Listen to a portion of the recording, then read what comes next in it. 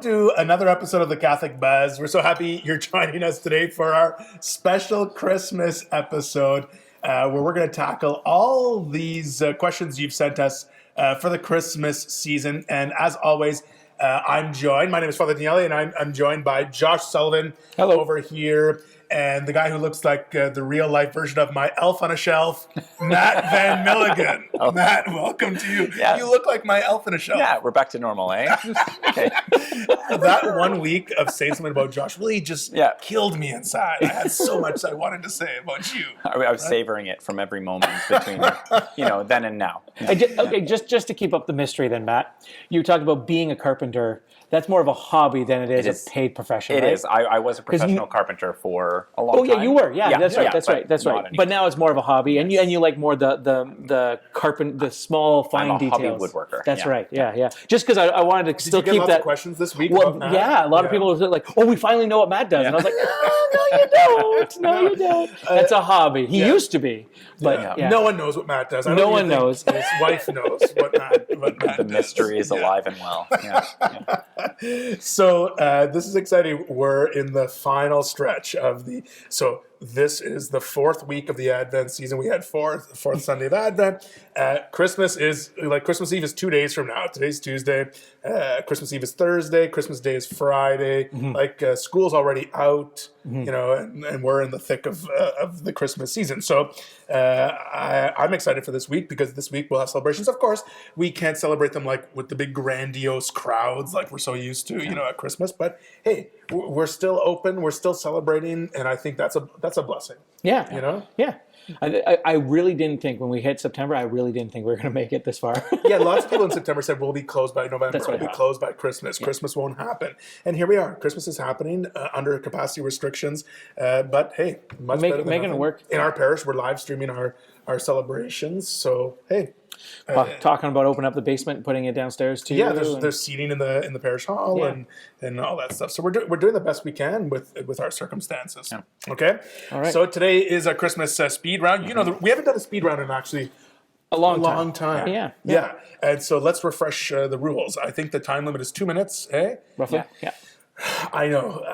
We say sometimes 2 minutes. We go over. Yeah, we don't really follow rules. Once or twice we've gone over. Yeah. Once or twice. Yeah.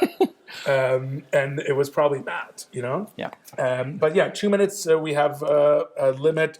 We'll try and answer as many questions as we can. We got a lot of good questions this week, and so we'll just do our best and see what happens. Okay, so normally I rip these up and we put it in a little basket and stuff, but this time I'm just going to randomly point to the paper, and then that's the one we're going to go with, just because I forgot to rip them up. That's so funny. And we should also, like we always tell people on the speed rounds, some of these answers need a little more than 2 minutes to really fully explain the situation, but we're only giving ourselves 2 minutes so we can try and tackle as many questions as we can. Embarrassing introductions aside, we like talking about this stuff. Our expertise on some of it is a bit wishy-washy. Except yours. You're actually qualified to answer a lot of this stuff. That is so funny because I would say about you. I tell people, like, don't listen to what I say. If Matt says it, it's probably true. But I haven't studied this stuff in any formal way in like 20 years. Almost 20 years, yeah. Wow. Yeah. Well, so... could have fooled us, right? Me and Josh are just here for the snacks. I got to be honest with you. Yeah, I got a free mug out of the deal, and this has been great. Yeah. All right, so I put into the first one. Christmas trees. First question, is the Christmas tree a Catholic tradition? So the Christmas tree. Yeah, you know what I just found out about it is that the Christmas tree was not even displayed. Like today, everyone's got a Christmas tree. Well, yeah, everyone has a Christmas tree, but like the Vatican, when they unveil their Christmas tree, it's like a big thing, and it's in the media. And look at the Vatican Christmas tree. They only have been displaying a Christmas tree since 1982. Oh, yeah. Like that's not very long. Yeah. So back to the question. I just thought that was a fun fact because the Christmas tree is not necessarily a Catholic tradition. It kind of there's ties to it with Saint Boniface. Is that where it is? Yeah. I heard like Roman something or there's like a Roman thing there, yeah. And then but the Catholic kind of connection is that St. Boniface, I think, tore down some sort of tree because the people were idolizing it, like sort of a pagan ritual. And then in its place, this sort of tree grew. Oh, cool. And he said, St. Boniface used to say stuff like, with everything, when you tear down things that aren't God's, the Lord provides blessings, right? So it was just kind of this thing where people sort of looked to this image. But what really set the sort of page for, set the scene for a Christmas tree was when they started doing nativity scenes. The day before Christmas was traditionally the feast day of Adam and Eve. Mm-hmm. Did you know that? Yeah. No, Yeah. And so during yeah, you didn't know that, yeah. And so during the nativity plays, they would have this tree there to sort of incorporate Adam and Eve. You know, the tree. Cool. The tree. Yeah. Yes. Yeah. So that's we're coming to the end of your time. Oh, no. But that's the answer. That it's not necessarily a definite part of the Christmas tradition, but in nativity, nativity a lot of times is like a domestication of the kind of gospel image, and the biblical image of a tree isn't anything new. You have the tree of the knowledge of good and evil, all of that. But also in Revelation, there's a really interesting kind of thematic tie-in that the tree of life and the cross are the trees of redemption, or the trees that so you have kind of trying to prefigure that in a nativity scene, that the tree is a representation of both, the tree in the garden as well as the cross that Jesus will eventually face. Oh, that's cool. Yeah. Tying in, I mean, the Jesus story, I mean, Mary Adam and Eve's story tie right directly into Jesus coming down to earth, right? Yeah. I mean, that's the whole reason, not the whole reason, but one of the big reasons. Yeah, and the Archdiocese of Toronto, which has a wonderful communications department, and they're always releasing these images on Facebook and Instagram about this. They had a little infographic on a Christmas tree, and at the bottom, it said that the Christmas tree originated in Canada. Oh, yeah. So I was like, I'm not really sure about that. Oh. But it ends up like there was some German ties to the Christmas tree kind of becoming popular. Mm-hmm. And when the German immigrants came into Canada in the 19th century, I think it was maybe the 1800s. Yeah, I don't know. They sort of brought it into Canada. So I don't know. There's lots about the Christmas tree, and we went a minute and 30 seconds. I was going to say Yule time log. I heard too something. Oh, whatever. It's a good question. It is a really good question. Now we could do a whole episode on just the Christmas tree. We could do a whole episode on this. Question: do you put a Christmas tree up? Yes. Do you put a Christmas tree up? Okay. We got it actually just the other day. Just because my wife and I are both working, and so we didn't have time off together, and so we finally did, and we went out. We walked around the bush for about 4 hours trying to find our own Christmas tree on our own property, and then ended up going and just down the road. I was like, oh, hey, that's a perfect tree, and then we cut it down. 4 hours in the bush. We got a tree 2 minutes later. Did your neighbor call and say, hey, my tree's missing? Yeah, well, they said I marked it specifically for next year, but I said, too bad, you lost. No, just the top of it. That's actually what it is, too. We cut down a whole tree and just took the top. We literally took 4 minutes to answer that question. Okay.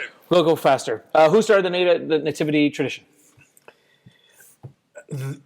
Nativity tradition. The nativity tradition was Saint Francis of Assisi. Yeah, it was a way of explaining. Do you know about that? Yeah, so it was a way of explaining speaking with actions, if you will, louder than words, being able to proclaim. And so he was the first one to say that there was the wisemen were there with camels and stuff. Mm-hmm. And so he was the one that now we put wisemen, we put the shepherds, we put the sheep all around the nativity scene. He did that. He kind of got them all. Got people to dress up as the wise men and as the sheep, and he got a whole bunch of farm animals and put them all in, and basically had actors just sitting there to remind people of what Christmas is about. You know what I mean? So, what's really funny is they say St. Francis did that to put focus on the story of the birth of Jesus and to get away from sort of the practice of gift giving and things like that. Yeah. And that was the 13th century. I know. You think about today when it's like Christmas is like gift. That's the first thing people think of, gifts. I mean, it's really sad to say like some kids are growing up now not even knowing the Jesus story. Mm-hmm. Not even knowing Christmas has anything to do with Jesus. Mm-hmm. But back in the 13th century, St. Francis wanted to put focus back on this because it was sort of getting out of control. That's what he's known for, though, right? Yeah. Is to take the church and get rid of the golden riches and bring it back to what the whole idea of the church is about, which is about Jesus. So he's the one that went and approached the Pope and told him basically this golden stuff. Hey, this is not okay. Yeah. Not that it's not okay. It's just you're missing the point here. So the lavishness of the church, we're missing the focus, which is supposed to be Jesus. So right. we're getting into the gold and the but we're missing that. So good. We made up some time there. Okay, good. Yeah. We came under budget. Okay. Was Jesus really born on the 25th? I mean, it's a question people ask all the time, and the easy answer is no. He wasn't born on December 25th.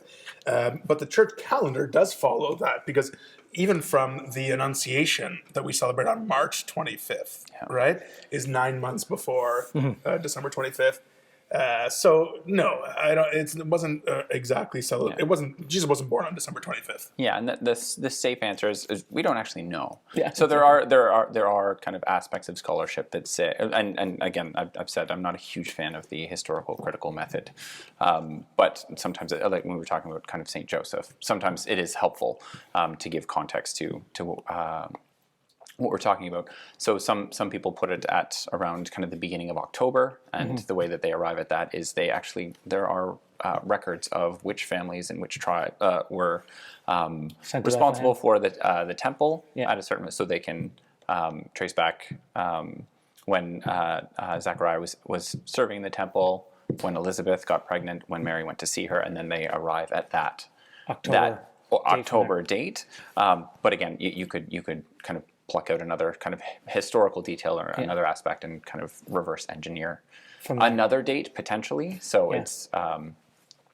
enough to say, I think we don't know. We have evidence to think that it could be kind of this time of year, but the church celebrates it on December 25th. Mm-hmm.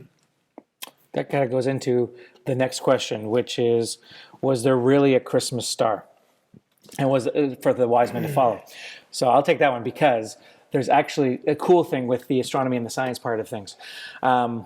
If you go back into the year around, I can't remember if it's 2 BC or 3 BC, which is before Christ or before Common Era, depending on which term you go with now. But before Christ, there was actually a way of following. If we don't have the calendars exactly synced up, there are 3 stars that all fall into alignment, which would cause basically 3 stars lining up all in the sky, which would cause a bright star that you could see even during the day. And so the first of that was a planet Jupiter, which was known as the king of the planets, because it was the biggest star. It was they could tell by that time it was one of the biggest planets, or wandering stars, as they say.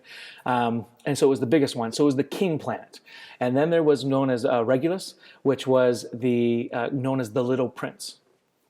And then there was Venus, which was known as either a love, fertility, or birth.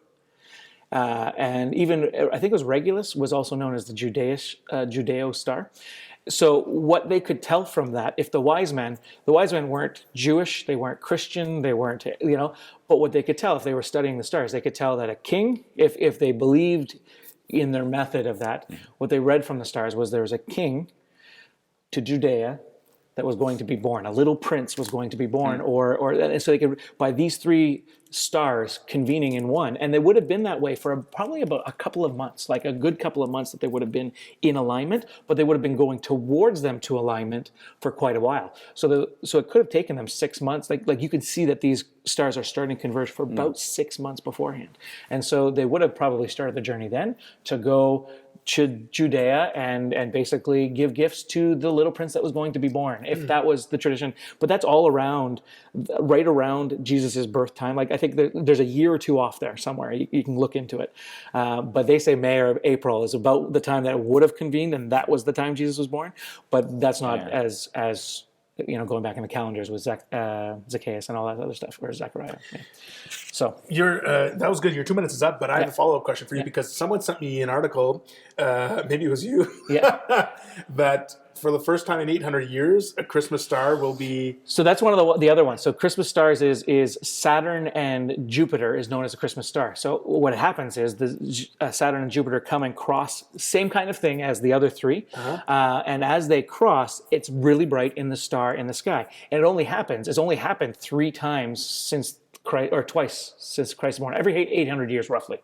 And so this year, 2020, is one of the years that you'll be able to see Jupiter and Saturn have cross paths, and they're so bright, the sun is reflecting off both of them at the same time, and it's coming back to Earth, that you can see them during the day. Wow. And so it's considered the Christmas star, because as people look up in the sky, they can see it during Christmas time, normally the month of December, a little bit into January, and they can see it falls in that time, and they see it specifically during the day. They can see it at night. It's a bright star. So we can see it like now, or... I think it's a little bit longer, like another. Well, yeah, it might be now if you look up in the stars. I can't remember exactly what date this year is starting, but it's right around the Christmas time. Now it's not the actual Christmas star, because this is in December versus the time where these 3 things would have happened was only once in history, having these 3 planets collide.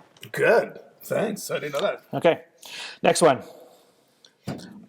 Are we only supposed to eat fish on Christmas Eve?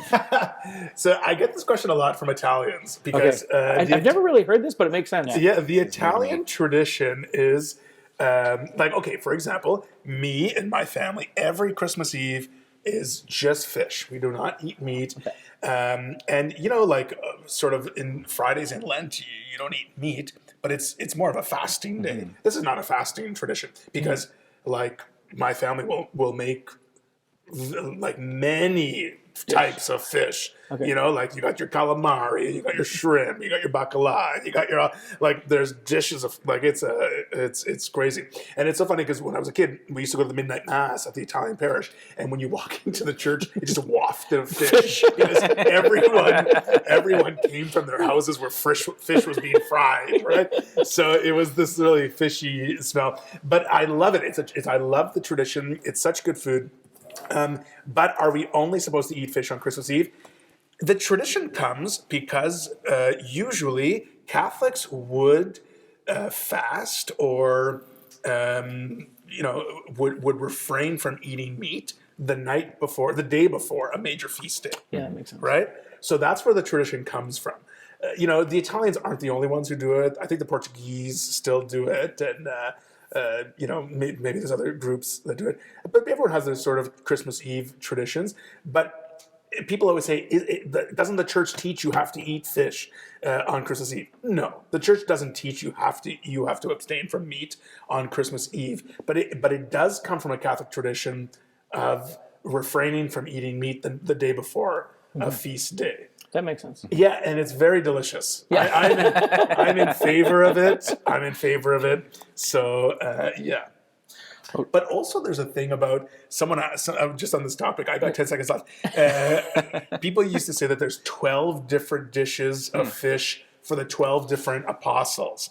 That people tell me that. 12 days of Christmas? Yeah. Our family never really counted our dishes of fish and stuff, so I don't really know about that. But there are families out there who make 12 different types of fish I think it's from the 12 different apostles, they say. It could be 12 days of Christmas. I mean, it all stems from exactly the numbers of 12 in... biblical times and stuff, right? 7, 12, 3. Yeah. And that is, I must say, since becoming a priest, I'm not with my family on Christmas Eve. No. I miss that. We're there I'm there Christmas night, usually, to celebrate with my family on Christmas Day night for dinner. But Christmas Eve, that fish, buffet, oh man, I miss that. I miss not being there. Yeah. It's like you're working or something on Christmas Eve. Right? Yeah, exactly. I can't believe that only took 10 seconds. Yeah. Okay. We have, how come we say that there are 3 wise men?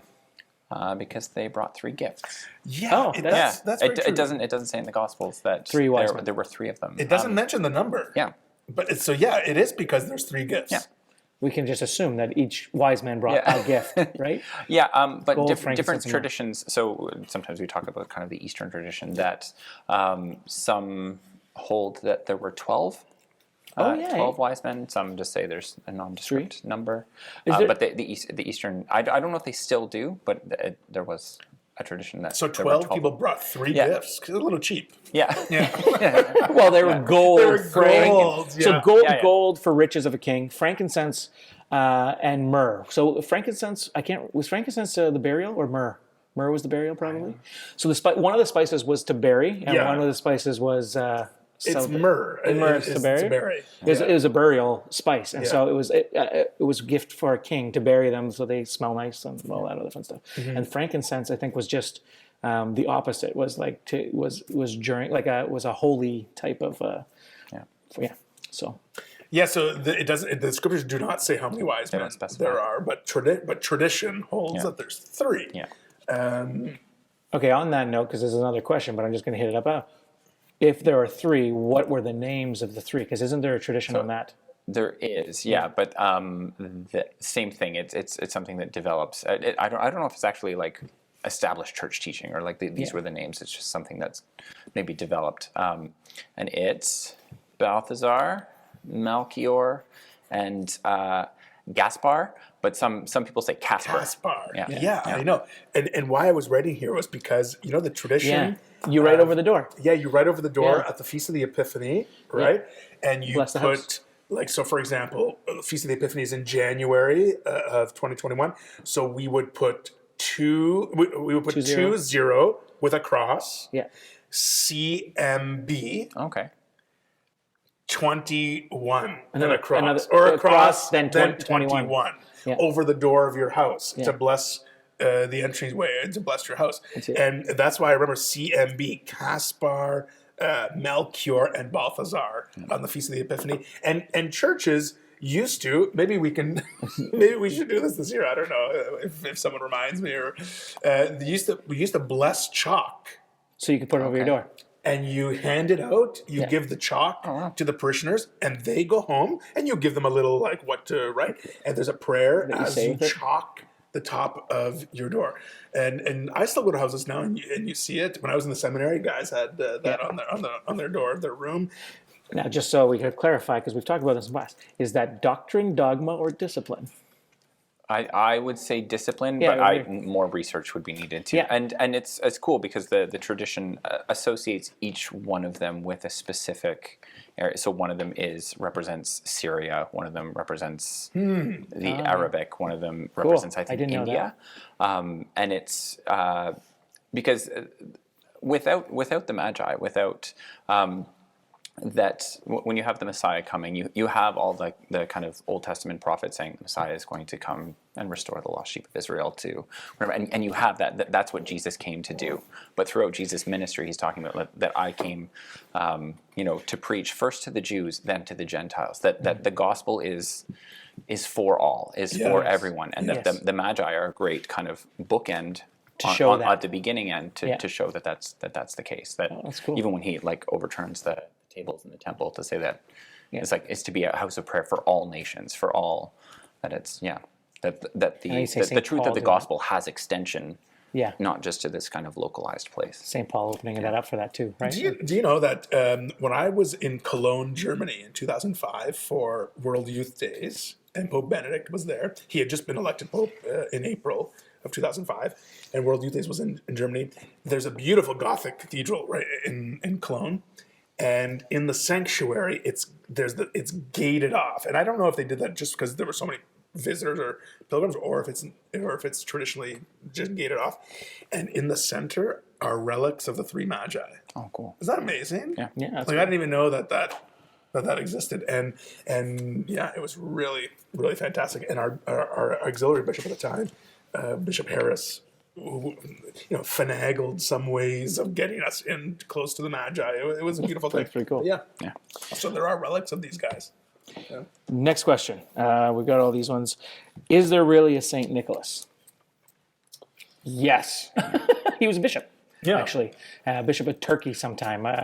Did he punch a guy or something? Yeah, there was a heretic. He's known as Saint Nicholas and he was actually known as, there was a heretical argument, and he walked in, and I can't remember exactly the whole story, but it was in a church, and he, as the bishop, walked up. They had an argument, and he slapped him right across the face, knocked the guy out. Is that a tradition that comes from confirmation? I wonder, When the bishop used to slap your face at confirmation. But he's known as like heretic, whack, and so that's kind of the, like, if you go to memes or anything else, there's a Batman meme that shows Batman slapping somebody, and it shows like Saint Nicholas's face, the icon of Saint Nicholas on him as he slaps somebody, and he's known for giving gifts. But he was actually known for, if you follow the history of Saint Nicholas, when he became bishop, he was actually kidnapped a little bit when he was younger. Some stories there, but he basically would go around and slide in gold coins from himself into the shoes of people outside the door, or like poor people that needed help, but he didn't want to embarrass them or whatever. So he would throw it in through a window, throw it down a chimney, throw it in the stores. And that's where St. Nicholas started. I mean, that's where the St. Nicholas, what he was doing. And then from there, Santa Nicholas, which is St. Nicholas. And so Santa Nicholas, which is Santa Claus, and then now we know him as Santa Claus. Cool. And so, goes from there. That is neat. So I don't know about fish on Christmas Eve, but the Dutch tradition. Yeah. We know him as Sinterklaas, and the coins in the shoes is still something that people do for kids. Yeah. I thought you were going to say the Dutch tradition was we slap each other in the face. I like it. Merry Christmas. Yeah. With fish. We just join all these traditions. We slap people with fish in the face. Okay, do we have time for one more? I think so. Okay. One more. A couple of things. Pagan celebration winter solstice. Oh, you saved the simple one for the last one. I saved the simple one for the last one. So I guess the argument here is people say that Jesus wasn't really born, that Christmas was just something that the pagans used to do, and the Catholics tried to make it a Christian thing. Yeah. Right? Yeah. Long story short. Yeah. So that's not true. Well, that's not necessarily true. No. Matt? Yeah. No. What did you say? The simple answer is no, that's not really true. There is, so the basis for a lot of those types of arguments, and you have them for Easter as well, and you have just that Halloween. The idea that, the church or any kind of Western institute has appropriated or kind of hijacked what were kind of ancient pagan festivals, and that it is the case, like anthropologically speaking, that like since you have like early Mesopotamian civilization, that the cycle of feast and fast and celebration and whatever followed harvest patterns and followed celestial patterns and followed amount of times for daylight, so that you have a real alignment between kind of that as you have like religions emerging. So you have Judaism emerging among a number of other kind of pre-Christian religions, that is like you have this kind of alignment of like feast fast when this is happening, that to say that like, okay, well this, and you look as a 21st century scholar and say like, oh, this looks a little bit like this that happened around the same time of year, when you understand kind of the background conditions, that it's like, no, all of these things look the same because they didn't have refrigeration. That it's like you have Everyone these things was lining up a little bit because they were following the same feast or famine. Yeah, that makes sense. Yeah, and so the winter solstice, that's where that's on the 21st is the shortest day of the year, and those types of things.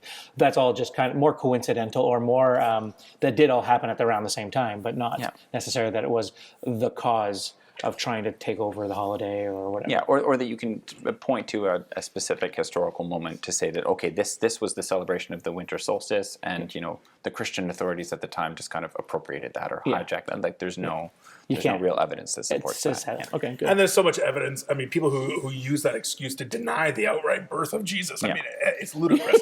There's so much historical proof. Let's say someone doesn't have faith. There's so much historical proof of Jesus' birth.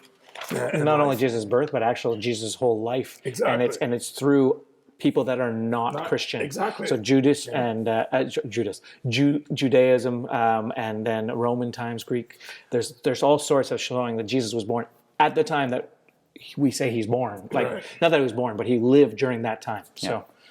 Okay, that's all the time. We went a little bit over time today, but it was our Christmas episode. Of course. And so I think we answered a lot of good questions. So thank you for sending us questions to our email box about Christmas. And we'll be happy to answer more of your questions if you send us an email at the CatholicBuzzPodcast@gmail.com. We have Kevin and Dave who work behind the scenes with us. And on behalf of them and Josh and Matt and myself, we wish you all a very blessed and happy Christmas. We're going to take a little pause for the holidays here on the Catholic Buzz, and so there won't be an episode next week or the week after. We're going to continue episodes in the new year, so we're going to take a little pause to celebrate the holidays with our families, and we hope that you get to do the same as well. So we hope you have a really beautiful, happy, holy, and Merry Christmas from all of us at the Catholic Buzz. See you next time.